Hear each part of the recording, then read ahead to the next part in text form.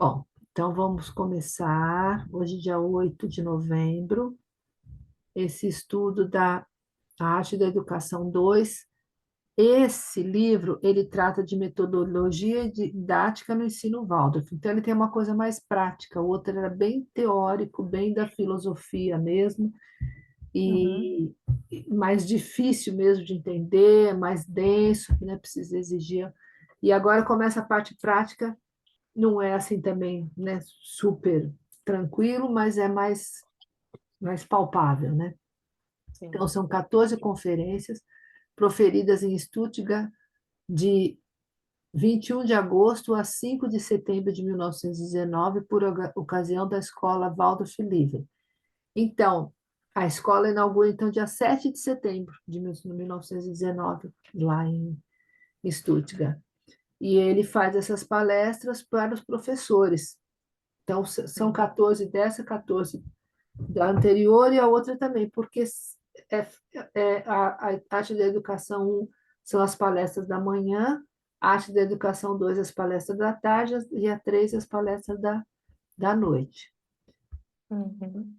E a tradução é do Rudolf Lenz. Rudolf Lenz tem um livro, A Pedagogia Waldorf, também super, acho que para quem está iniciando, é até melhor de ler do que o Steiner, para começar a entender. Então, vou Uhum. começar. Então, após a Primeira Guerra Mundial, Rudolf Steiner proferiu também em Stuttgart suas abrangentes conferências sobre a trimembração do organismo social, as quais formam o conteúdo de seu livro Os Pontos Centrais da Questão Social. As sugestões dadas então por ele fizeram amadurecer no conselheiro comercial Emil Moltke a decisão de fundar uma escola que pudesse representar uma espécie de célula germinativa de uma vida espiritual livre. A seu pedido, Rudolf Steiner assumiu a direção espiritual da escola, tendo se empenhado incansavelmente em seu florescimento. A inauguração da Escola Waldorf Livre foi precedida por um curso pedagógico que Rudolf Steiner ministrou durante 3 semanas, em agosto de, e setembro de 1919, aos primeiros professores do estabelecimento e a uma série de personalidades que desejavam atuar no sentido de sua pedagogia. Esse curso abrangia 3 etapas.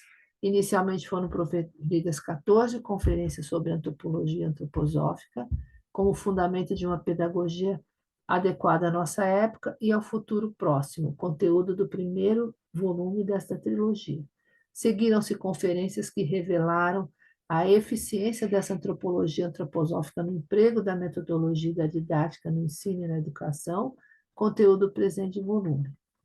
As etapas das conferências seguiram-se discussões sobre forma seminarística, conteúdo do terceiro volume, nas quais Rudolf Steiner debateu com os professores a elaboração prática de certas disciplinas e os caminhos para a solução de problemas educacionais.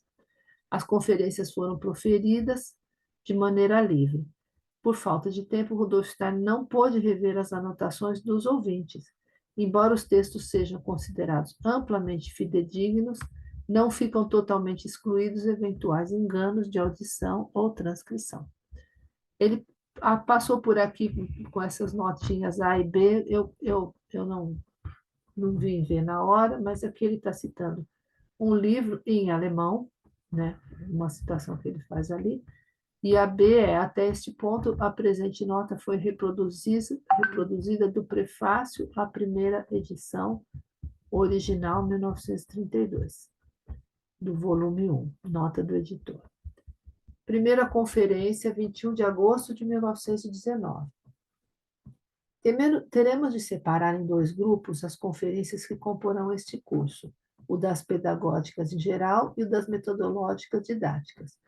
Mesmo quando, a estas últimas, hoje desejo fazer apenas uma espécie de introdução, pois também no método propriamente dito a ser aplicado por nós teremos de distinguir-nos com toda a modéstia dos métodos que hoje se formaram a partir de pressupostos totalmente diversos daqueles que deveremos adotar. Em verdade, os métodos aplicados por nós se diferenciam daqueles adotados, até agora, não porque por capricho, queiramos ter algo novo ou diferente, entre aspas, mas porque, a partir das tarefas de nossa época peculiar, devemos reconhecer como o ensino precisa transcorrer para a humanidade, se é que, no futuro, ela terá de corresponder aos impulsos evolutivos que lhes estão prescritos pela ordem cósmica geral. Ao lidar com o método, antes de tudo, deveremos estar cônscios de que de certa forma, estaremos tratando de uma harmonização entre de uma harmonização entre o ser humano superior, o ser humano anímico espiritual, não, pera, o ser humano superior, o ser humano anímico espiritual e o ser humano físico corpóreo, o ser humano inferior. Os senhores não terão de utilizar as matérias do ensino do mesmo modo como até agora foram utilizadas. De certa forma, terão de empregá-las como meio de promover um correto desenvolvimento das forças anímicas e corporais do ser humano. Portanto, para os senhores, não se tratará da transmissão de uma matéria cognitiva como tal, mas de uma utilização dessa matéria para o desenvolvimento das faculdades humanas. Quer dizer, a abordagem é outra, inverte a coisa. E tem gente que fala assim, mas a pedagogia Waldorf não liga para o conteúdo. Não é que ela não liga para o conteúdo, ela usa o conteúdo porque o objetivo não é o conteúdo, a meta é desenvolver as faculdades humanas. E aí o conteúdo a gente usa a matéria, né? Usa o conteúdo para o desenvolvimento dessas faculdades. Sendo assim, os senhores terão de distinguir, em primeiro lugar, entre aquele conhecimento efetivamente baseado na convenção, num acordo entre os homens, mesmo que isso não seja precisa e claramente expresso, e aquele baseado no conhecimento da natureza humana em geral. Ao ensinar hoje em dia a criança a ler e escrever, observem só, exteriormente, como esse ler e escrever está inserido na cultura geral. Nós lemos, mas a arte da leitura desenvolveu-se no decorrer da evolução cultural. As formas dos caracteres surgidos, a ligação dos caracteres entre si, tudo isso se baseia em convenção. Ao ensinarmos a criança a ler de maneira atual, espera um pouquinho só.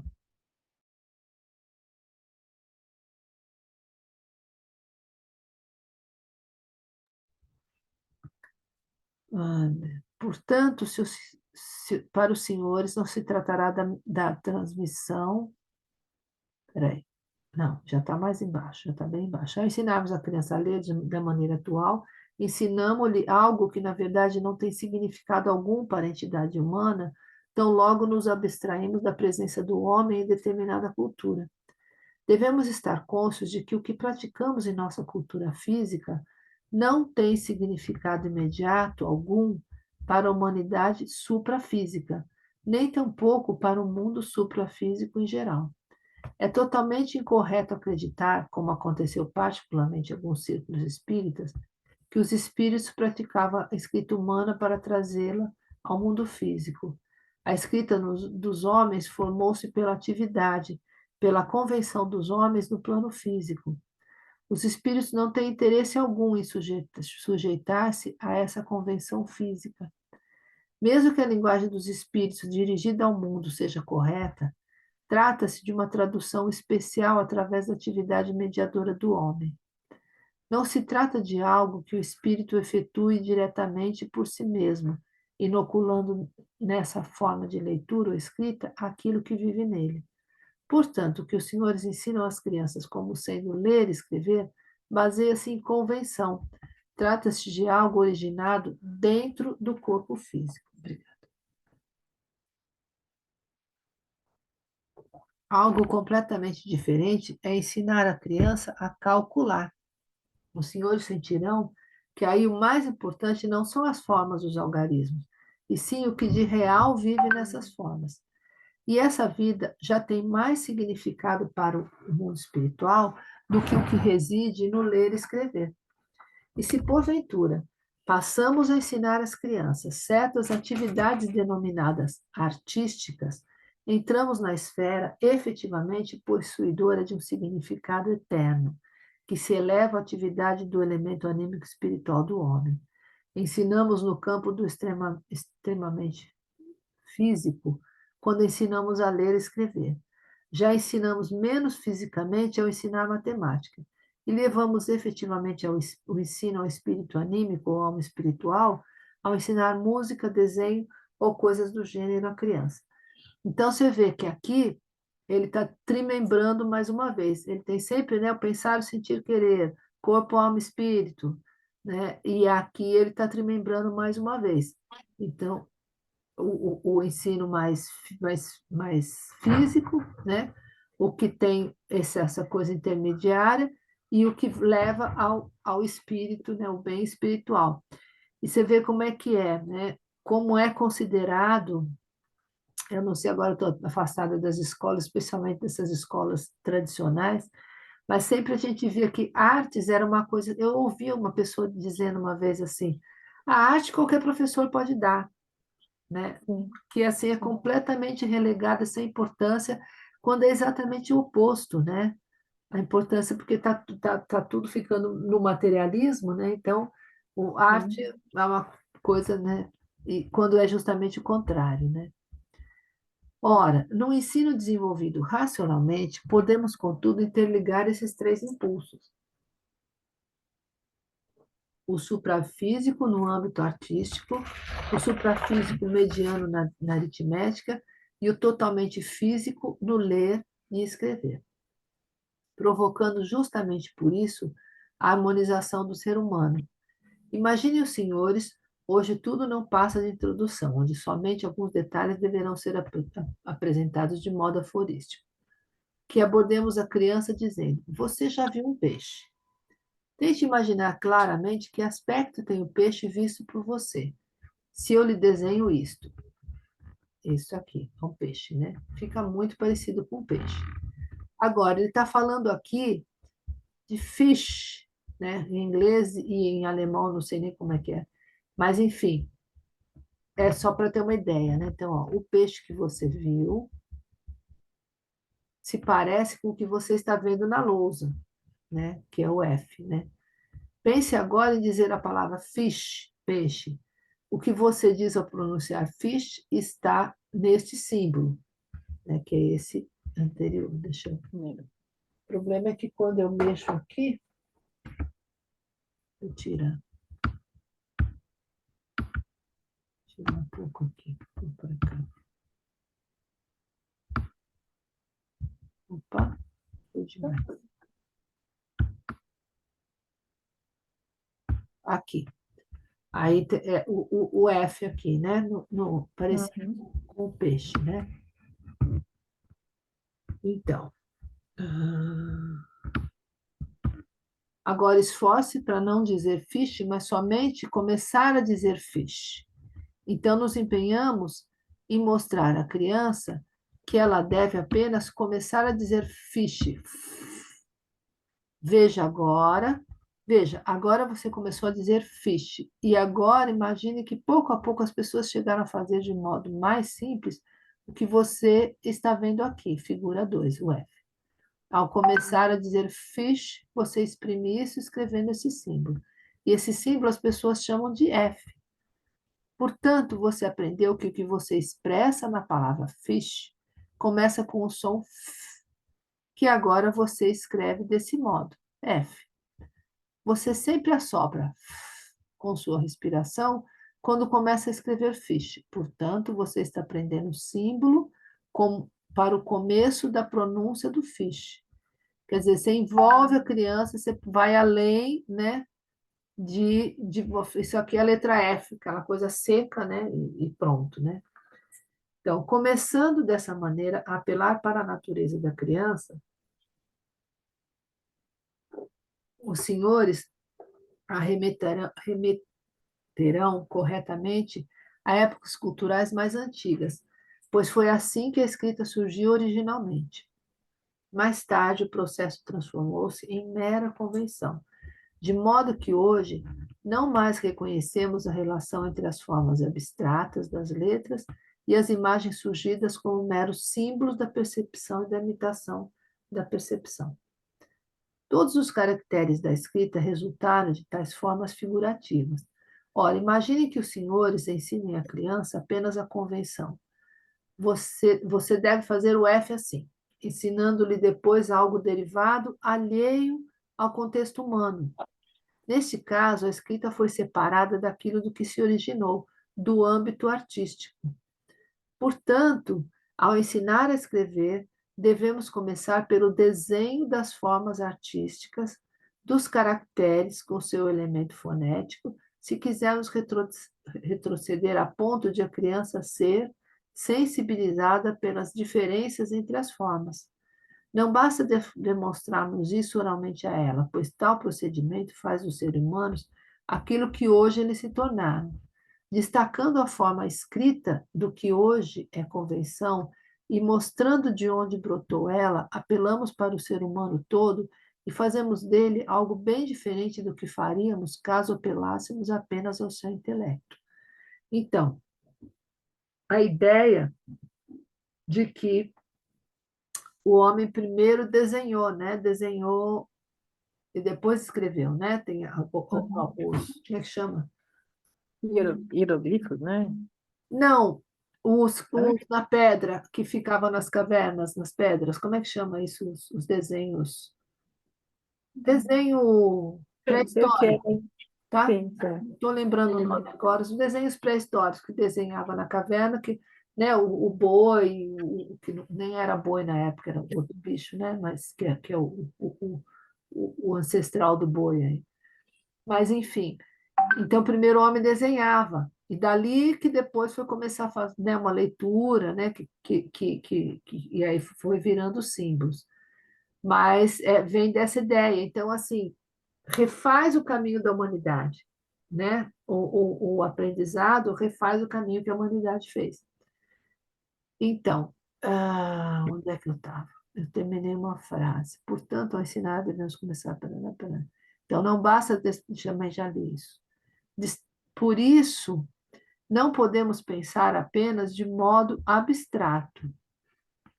Devemos ensinar arte no desenho e assim por diante. Devemos ensinar o anímico na aritmética e ensinar de modo artístico o convencional na leitura e na escrita. Devemos permear todo o ensino com um elemento artístico. Portanto, desde o início, teremos de atribuir grande valor ao cultivo do lado artístico na criança. O elemento artístico atua de modo muito especial sobre a natureza volitiva do ser humano. Por meio dele, penetramos em algo que está relacionado com o homem todo, enquanto o que se relaciona com o convencional refere-se apenas ao homem cabeça. Por isso, iremos proceder de modo que, que cada criança possa cultivar um pouco de desenho e pintura. Comecemos, portanto, com o desenho e a pintura desenhada de maneira mais fácil. Mas introduzamos também a música para que, desde o início, a criança se habitue a manejar um instrumento qualquer e, desse modo, a sensibilidade artística lhe seja avivada.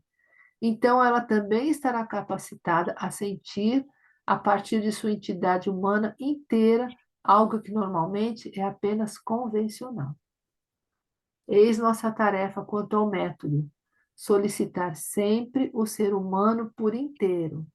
Não conseguiríamos fazê-lo se não focalizássemos o desenvolvimento de uma sensibilidade artística inerente ao homem.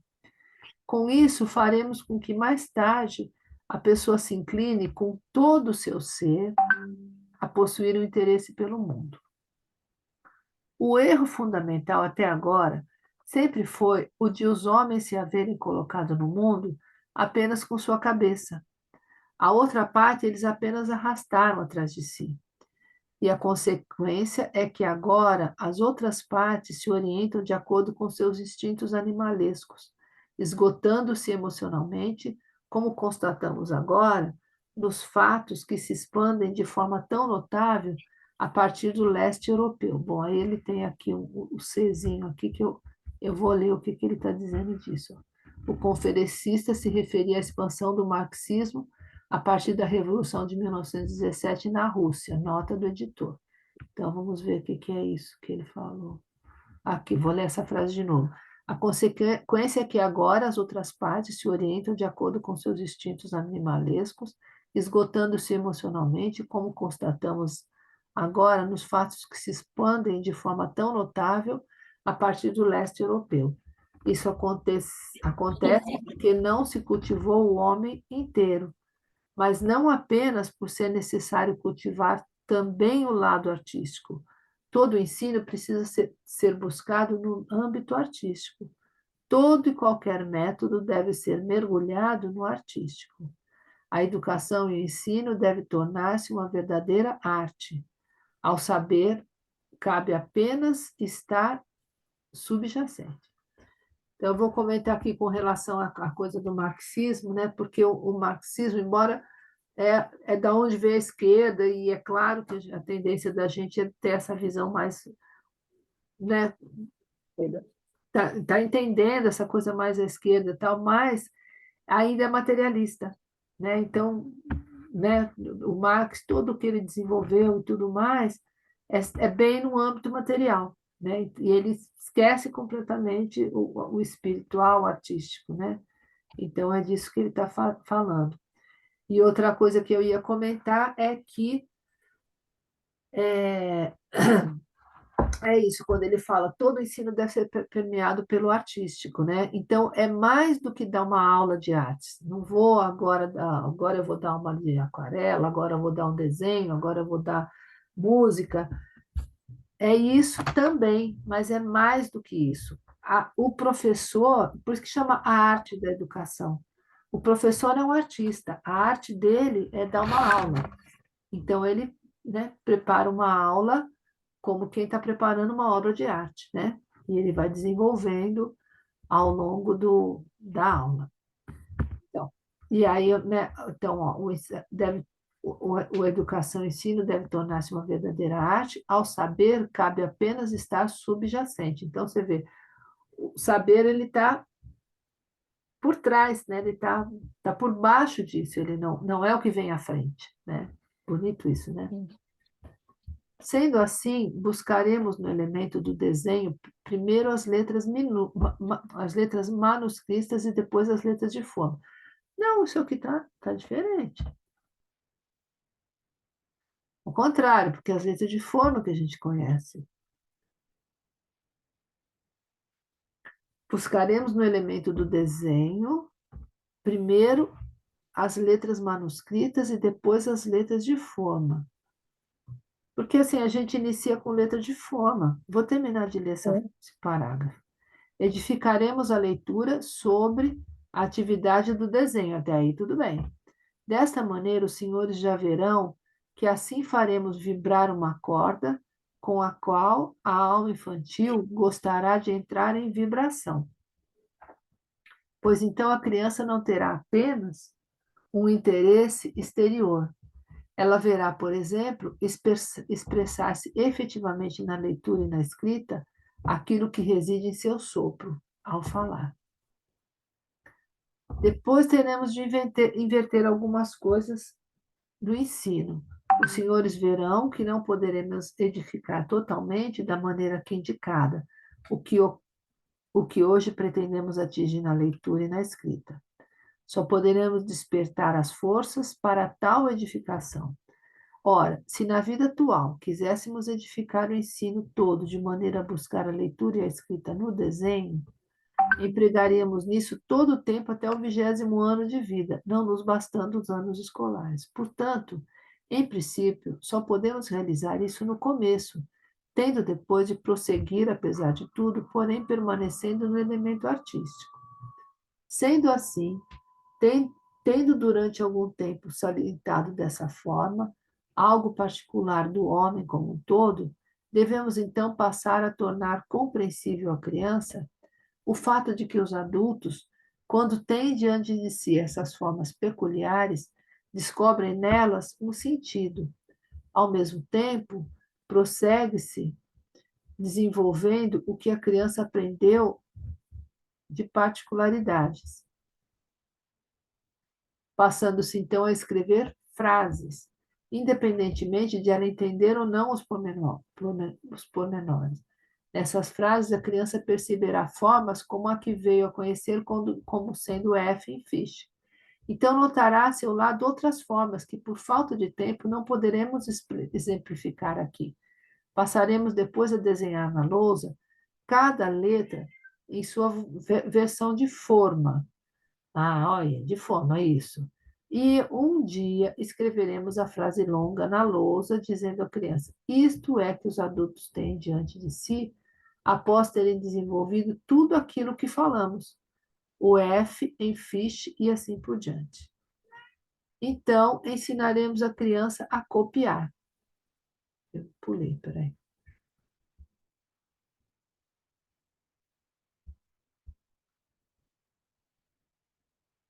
Então, ensinaremos a criança a copiar.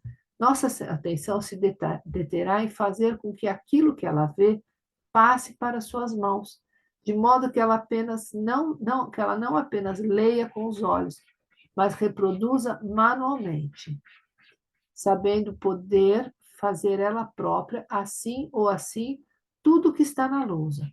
Portanto, ela não aprenderá a ler sem reproduzir com as mãos o que vê, inclusive as letras de forma. Você vê que interessante, né? É uma coisa como um todo, né? Ela lê e passa para a mão, né? Na verdade, o que acontece é que ela escreve primeiro, depois que ela lê, né? Então, ela vai copiar, né? Então, passa, começa com ela fazendo alguma coisa, né? Como é que fala? Efetivamente, né? É uma ação, e não é só um pensar, né? Então, Sim, portanto, um ela não. gesto, né? O que que é? Ela faz um gesto, né? Exatamente, isso. Portanto, ela não aprende sem reproduzir com as mãos o que vê. Ó, 10 minutos para acabar, a gente volta no mesmo link. Inclusive as letras de forma. Assim, conseguiremos algo extraordinariamente importante, que nunca ocorra uma leitura simplesmente com os olhos, e sim que a atividade ocular passe secretamente para toda a atividade dos membros do homem. Então, as crianças sentirão inconscientemente, até pelas pernas adentro, o que de outra forma só perceberiam com os olhos. O interesse do ser humano inteiro nessa atividade. É isso que deve ser aspirado por nós. Em seguida, percorremos o caminho inverso.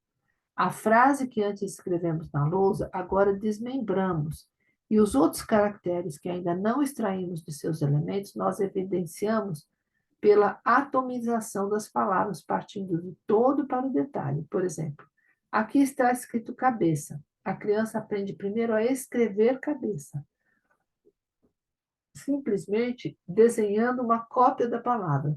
E agora desmembramos a palavra cabeça em C, A, B, E, C cedilha A, tirando cada letra da palavra, indo, portanto, do todo para a parte.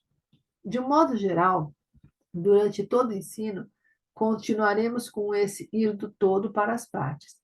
Procederemos de tal modo que, em outra ocasião, talvez, dividamos um pedaço de papel em certo número de pequenos retalhos.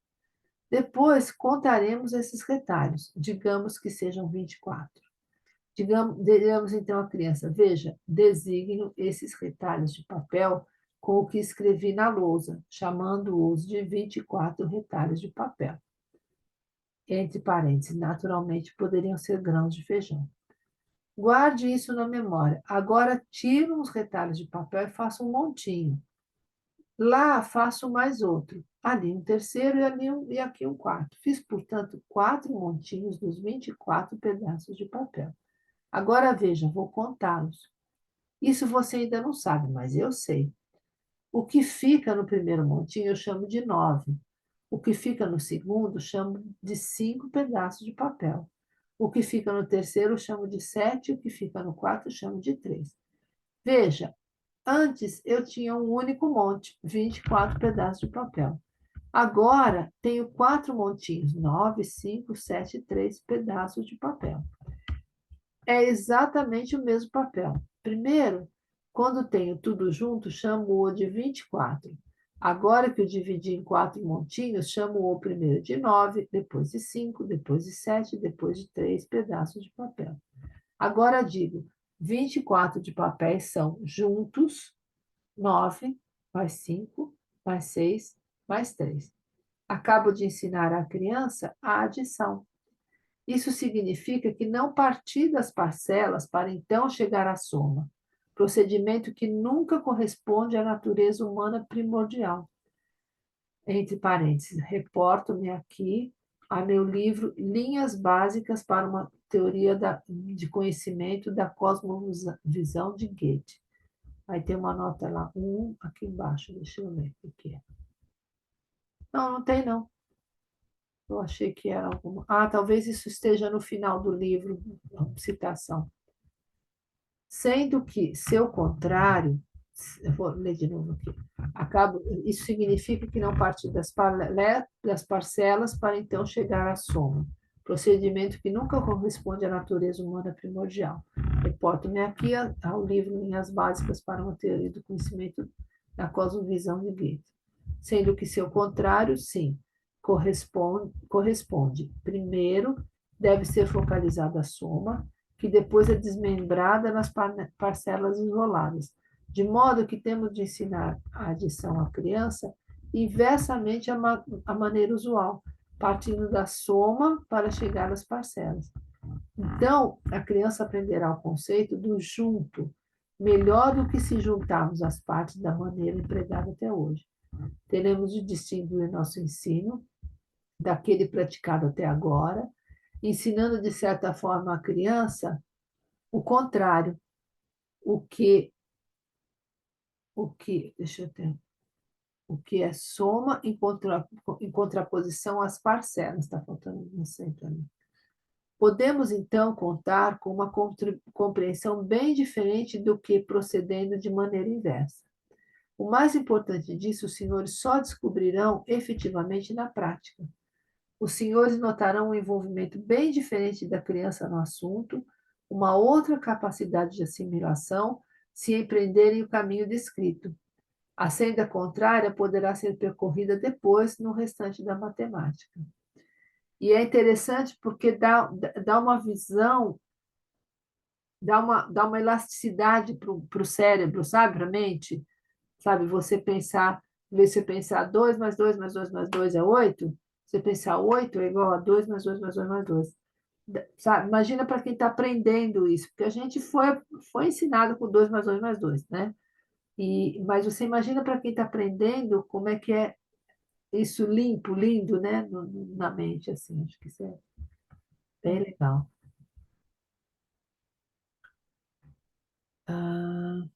Onde é que eu estava? Aritmética, acabou aqui. No parágrafo.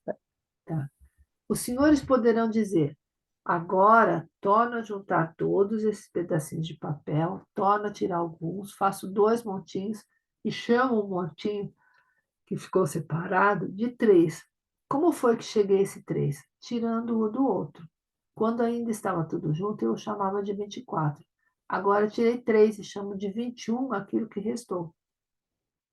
Dessa maneira, os senhores passarão ao conceito de subtrair, ou seja, mais uma vez, não partirão do minuendo do subtraindo, mas sim do resto, passando deste àquilo de onde o resto surgiu. Também aqui farão o caminho inverso, e assim poderão, como ainda veremos na metodologia específica, estender a toda a arte do cálculo o fato de partir sempre do todo para as partes. Nesse sentido, deveremos já acostumar-nos a observar um caminho bem diferente do habitual. Procederemos aí de modo a tratar a percepção, que não podemos de maneira alguma negligenciar, mas que hoje em dia é unilateralmente salientada, simultaneamente ao sentimento de autoridade. Ora, somos nós que dizemos continuamente: chamo isso de 24 e aquilo de 9. Quando, nas conferências antroposóficas, enfatizo que o sentimento de autoridade deve ser cultivado na idade entre os 7 e os 14 anos, não se deve imaginar um adestramento para tal sentimento. O que é necessário já pode afluir para o método do ensino, reinando nele como uma subtônica. A criança ouve, haha, isso ele chama de 9, aquilo de 24, e assim por diante. Ela acede espontaneamente, escutando alguém que maneja esse método, a criança se impregna daquilo que deverá resultar em sentimento de autoridade. Eis o segredo. Qualquer adestramento artificial do sentimento de autoridade deve ser excluído pelo próprio método. Então, é isso, né? O professor falando, eu faço assim, eu chamo assim, quer dizer, nesse movimento ele se coloca como autoridade, né? Então, devemos, então, estar bem conscientes de que desejamos promover uma interação entre o querer, o sentir e o pensar. Ao ensinarmos dessa maneira, já existe uma interação entre os três. Trata-se apenas de nunca conduzirmos por meios errôneos a vontade em direção contrária, e sim de levá-la corretamente a expressar-se utilizando meios artísticos. A isso devem servir desde o início a pintura, o ensino artístico e também a música. Assim perceberemos que é justamente no primeiro período da segunda época da vida que a criança está mais receptiva ao ensino por meio da autoridade mediante o artístico e que muitíssimo poderemos conseguir junto a ela. Ela se entrosará por si mesma naquilo que queremos transmitir-lhe, sentindo a maior alegria ao desenhar ou mesmo pintar alguma coisa no papel. Quando então teremos apenas de abster-nos de tudo o que seja mera imitação exterior. Também nesse caso, teremos de lembrar-nos, durante o ensino, que, de certa forma, precisaremos transportar a criança para épocas culturais antigas, não podendo